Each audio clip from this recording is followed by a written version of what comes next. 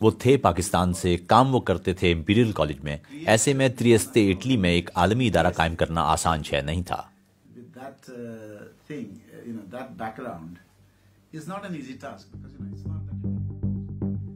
یورپی ملک اٹلی کے شہر تریستے میں یہ عبدالسلام انٹرنیشنل سینٹر برائے تھیوریٹیکل فزکس ہے. بہت سے لوگوں کے لیے یہ بات شاید حیرت کا باعث ہوگی کہ یہ سینٹر پاکستانی سائنسدان ڈاکٹر عبدالسلام کے نام سے منسوب ہے. صرف یہی نہیں بلکہ 1964 میں اس سینٹر کی بنیاد بھی ڈاکٹر عبدالسلام نے اپنے ایک اطالوی سائنسدان دوست پاولو بودینچ کے ساتھ مل کر رکھی تھی.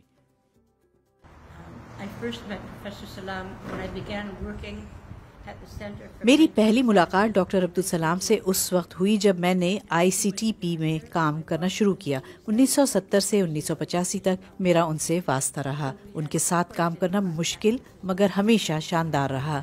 انہوں نے کئی لوگوں کو متاثر کیا اور وہ ایک طلسماتی شخصیت تھے.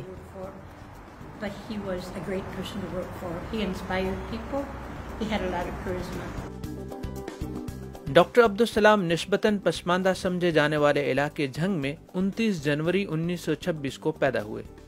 پاکستانی سائنسدان ڈاکٹر عبدالسلام کو 1979 میں ملنے والے نوبل انعام کی وجہ سے پوری دنیا جانتی ہے.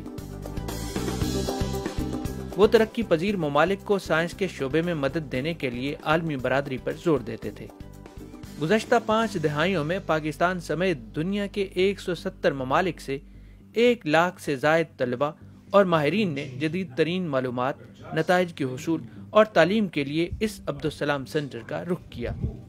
یہ بات بھی دلچسپی کی حامل ہے کہ اس سائنسی مرکز کی بنیاد ایک پاکستانی نے رکھی تھی اور آج ایک بھارتی سائنسدان اس کے ڈائریکٹر ہیں.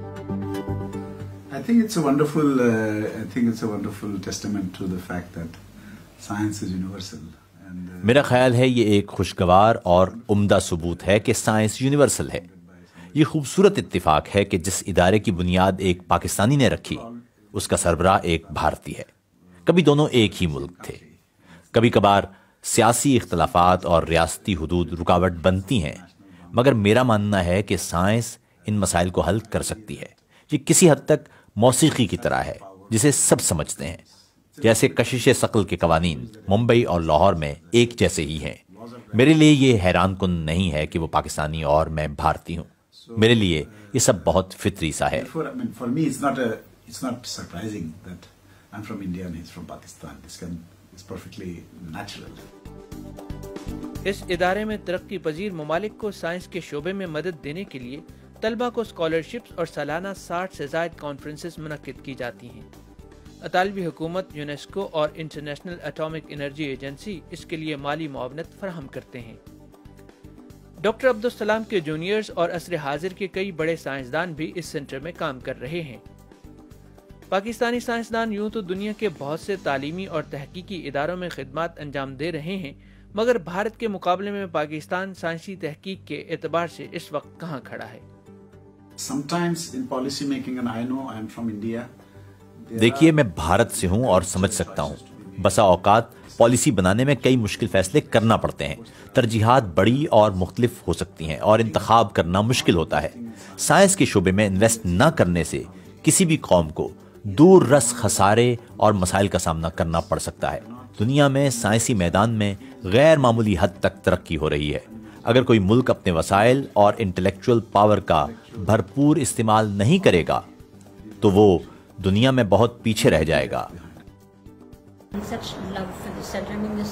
یہ سینٹر ان کے لیے اپنے بچے کی طرح تھا. وہ اس سے بے پناہ محبت کرتے تھے. یہ آج بھی شاندار ادارہ ہے، مگر شاید عبدالسلام کی موجودگی میں یہ اور بھی عظیم تھا.